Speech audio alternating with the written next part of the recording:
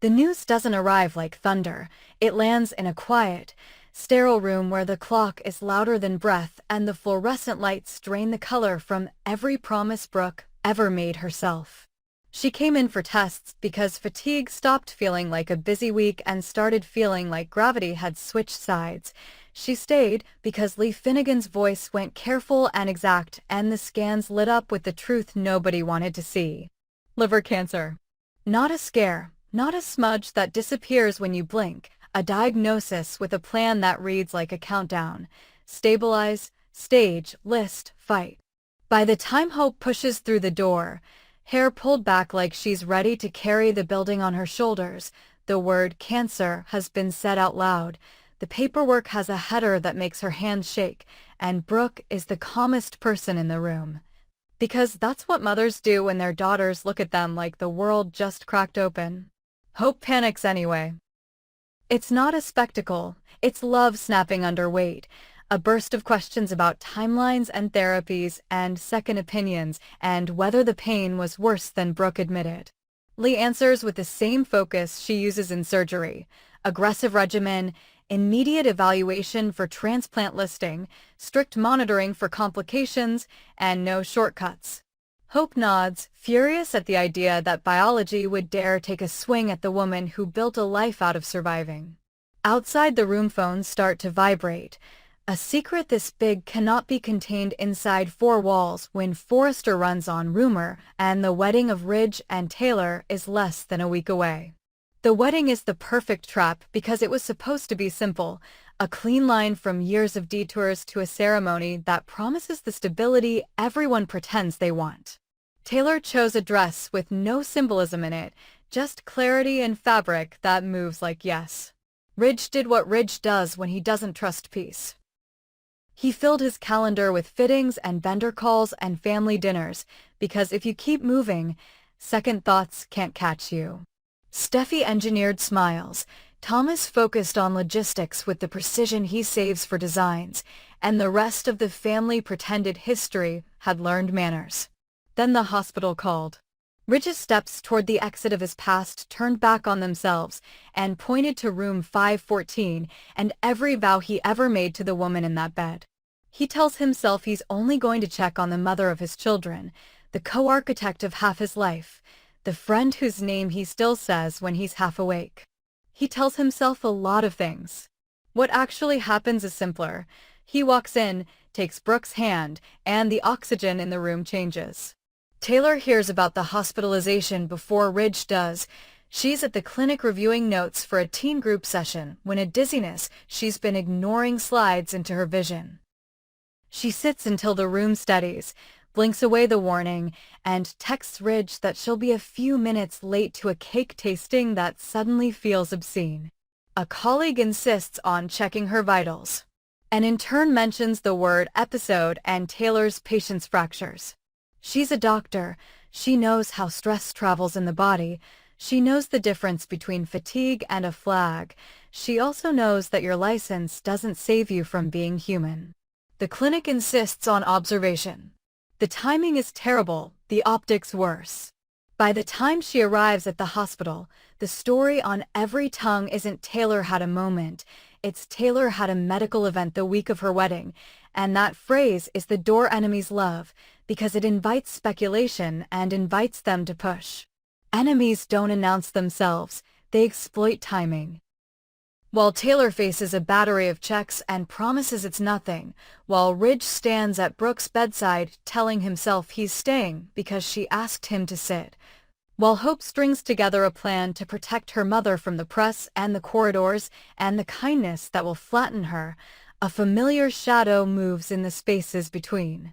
Sheila offers condolences to anyone who will listen and respect for privacy, with a smile that reads like a press release. Bill remembers every favor he can call in and every headline he can bury. Deacon parks himself in a hallway and decides he'll be the one who tells anyone who needs telling to back off. The real threat is quieter, a pair of rival buyers who whisper that Forrester's leadership is distracted, a blogger with a pipeline to a stylist on the third floor. A faceless account that tags ad partners with a question about whether a wedding is the right look when a medical crisis is in play. The company doesn't buckle, but it stops pretending that the personal and the public are separate languages. Lee lays out the facts with a surgeon's bluntness. The tumor burden isn't minimal. Conservative therapies won't buy the time everyone wants. A transplant offers the most meaningful shot at a future that looks like living, not postponing goodbye.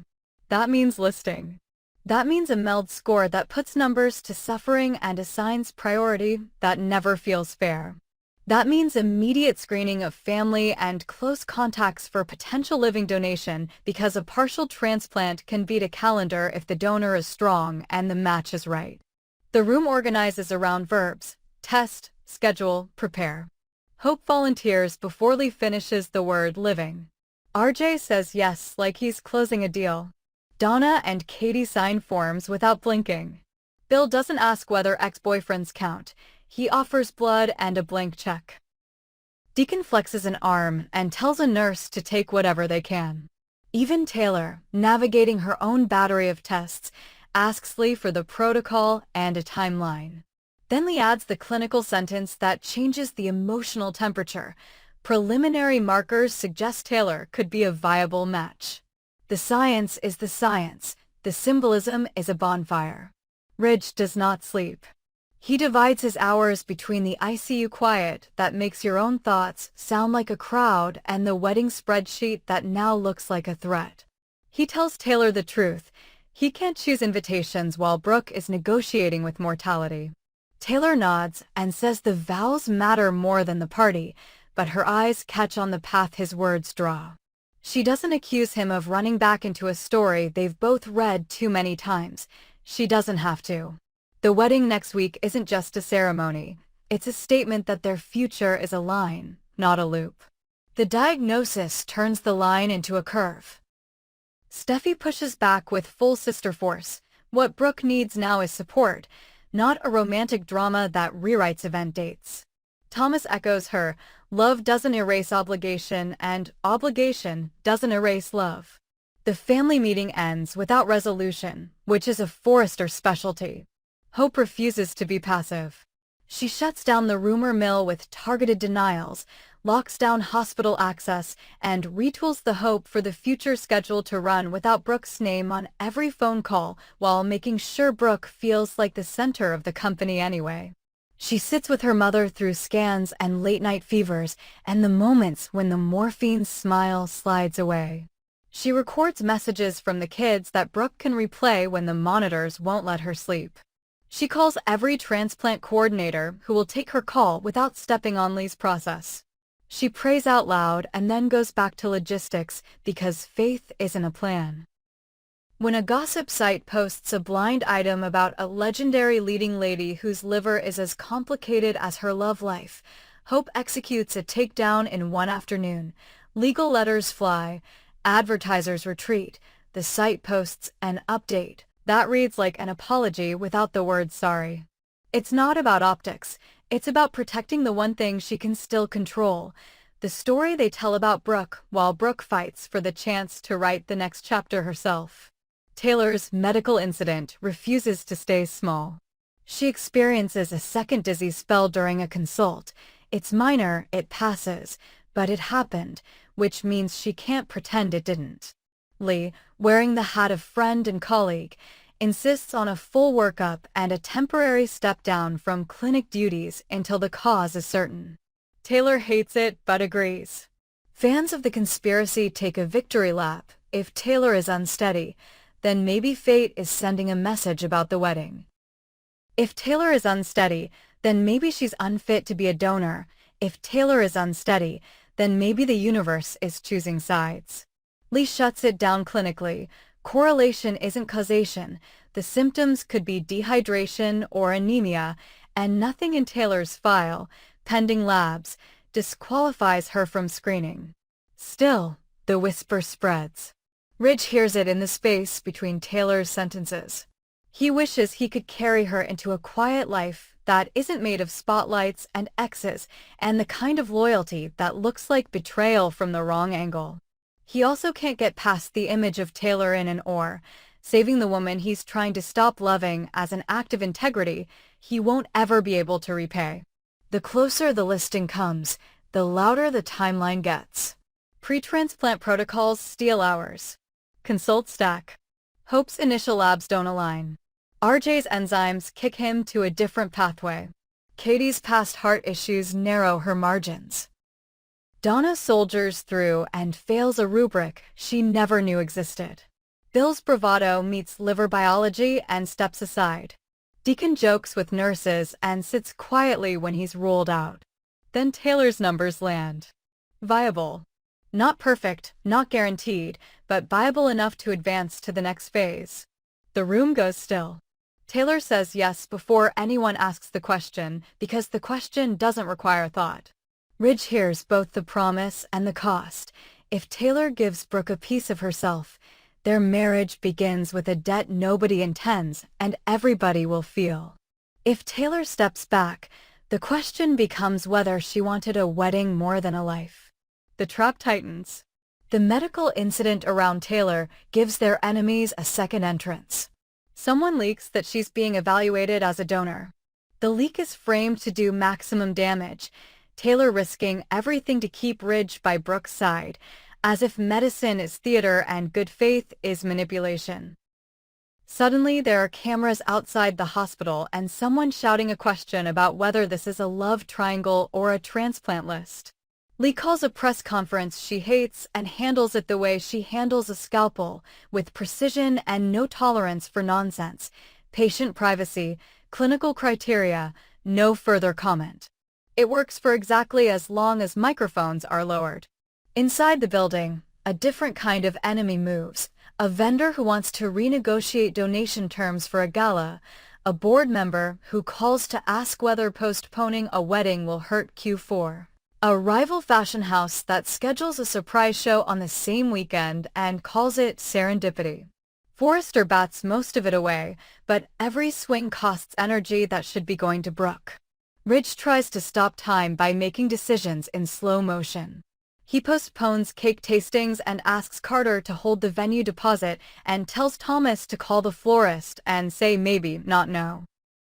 He stands in the chapel after hours and tries to feel certainty. All he feels is the echo of a life he made with Brooke and the promise of a life he could make with Taylor if the ground would hold still. He tells Taylor he won't leave her at an altar, but he won't leave Brooke alone in a hospital room either.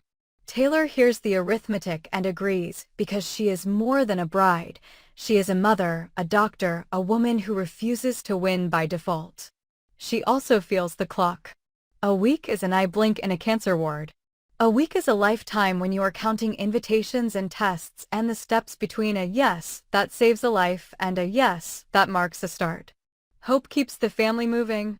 She organizes a rotating schedule so Brooke is never alone, negotiates meal deliveries that actually help, and blocks anyone who tries to visit for the selfie. She brings work to Brooke when Brooke asks for it, and takes it away when Brooke gets that look that says she's going to push too hard. She doesn't tell her mother that she cried in the elevator because it isn't useful. She tells Brooke the truth she can hold. You are not a disease. You are my mother. We will outwork this. When the hospital clears Brooke for a supervised walk, Hope wheels her into the courtyard and talks about nothing important on purpose. They are halfway back when a reporter shouts a question about whether the Ridge, Taylor vows, will be interrupted by a medical miracle. Hope wants to throw the chair. Brooke squeezes her hand, smiles at the silliness of the world, and asks to go back to her room. Taylor finishes the next round of donor screening under Lee's supervision, answering every question with candor that leaves no room for scandal. The dizziness has an explanation now: iron deficiency worsened by skipped meals and stress sweating out of every cell. It's fixable. That doesn't erase the narrative that tried to plant itself, but it blunts it. Lee clears Taylor to move forward pending final imaging. The implication is clear.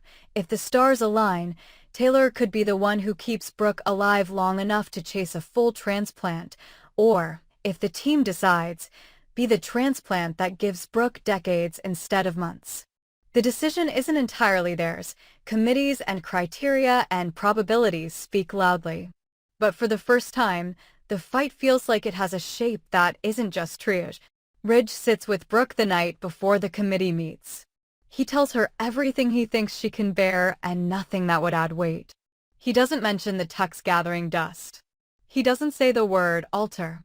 He does say future, like it's not a fantasy. Brooke listens, then cuts through the fog with one clear line. He should not marry her because she is sick, and he should not marry Taylor because he is afraid of being the man who left a hospital bed to say vows. He should marry for love that holds under bright lights and in dim hallways. He should also stop pretending that the only reason he's here is obligation, because she can feel his heart breaking in a way that has her name carved into it. Ridge starts to argue. Brooke shuts it down with a smile that says she knows him better than he knows himself. They sit in the soft hum of machines and a shared lifetime. The day the committee meets, the building crackles. Lee presents the case, the numbers, the risks. The board weighs the urgency, the match quality, the projected outcomes. It's the least dramatic room in a hospital, which means it's the one that matters most.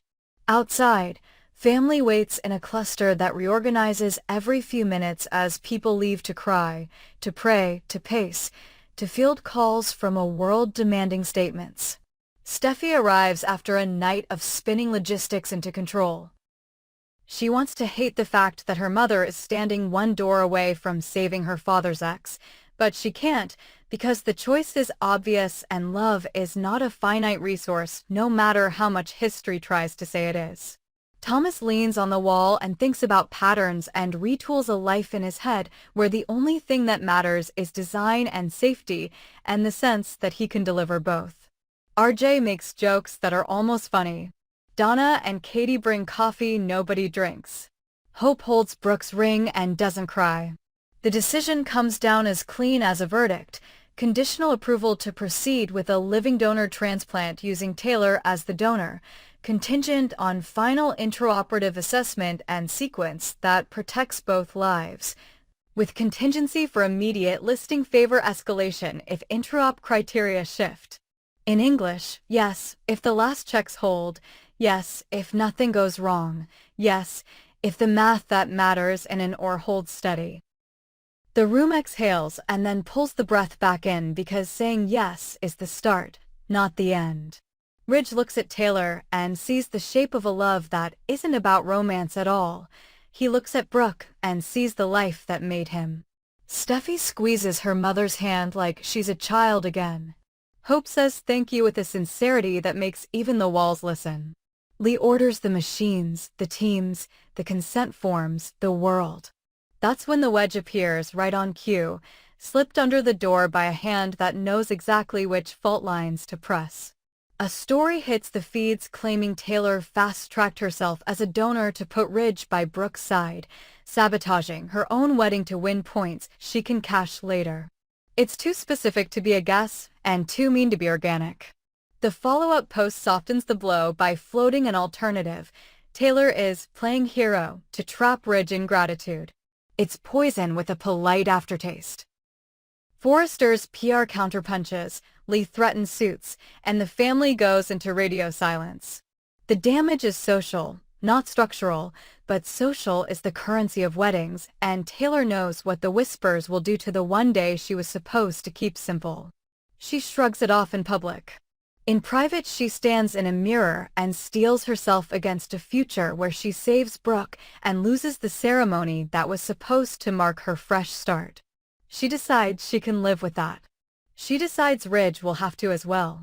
The night before the procedure, Ridge lines reappear. Hope wants 20 minutes to sit with her mother without anyone else in the room. Steffi needs 10 to breathe with her mother's pulse under her fingers. Ridge moves between doors like a man pacing the boundary of a home he can't protect from weather. Taylor packs a bag with a sweater, a book she won't read, and a ring she may or may not wear in a week. Lee checks boxes and lets herself feel the weight only after the last form is signed. Deacon and Bill share a truce at a vending machine. Eric arrives late and stands quietly at Brooke's bedside, talking about first sketches and second chances. The hospital settles into the kind of stillness that means everything is about to happen. Morning. Prep. Signatures. Scrub caps. The last-minute check that sends a chill down every spine, an anomaly in Brooke's labs that could complicate perfusion. Lee confers, recalculates, adjusts the plan. The ore is ready. Taylor says she's ready. Brooke jokes weakly that she'll owe Taylor more than a thank you note. Ridge kisses both foreheads, looks like a man walking a tightrope over a lifetime, and lets them go. Hope watches the doors close and decides this is the hardest thing she has ever done, and the bravest thing her mother has ever done, and the kindest thing Taylor has ever done. She decides not to romanticize it. She decides to call it what it is. Family, chosen and earned and complicated, doing the work. Then the phone rings in Lee's pocket before the first incision. It's the regional coordinator, voice clipped, words precise. A deceased donor liver has become available, ABO compatible, size appropriate, cold ischemia time acceptable, donor risk low. Allocation window minutes from moving to the next candidate if Forrester's patient cannot accept. It is the kind of call that reroutes the day and rewrites a script. Lee pivots in real time. The team freezes, then flips to plan B with the economy of people who have trained for chaos. The decision isn't symbolic, it's medical. A full organ transplant could give Brooke a longer horizon and spare Taylor from a surgery that is more than a footnote. The ethics board signs off in a sprint. Ridge stares at Lee like she just pulled a miracle from a coat pocket.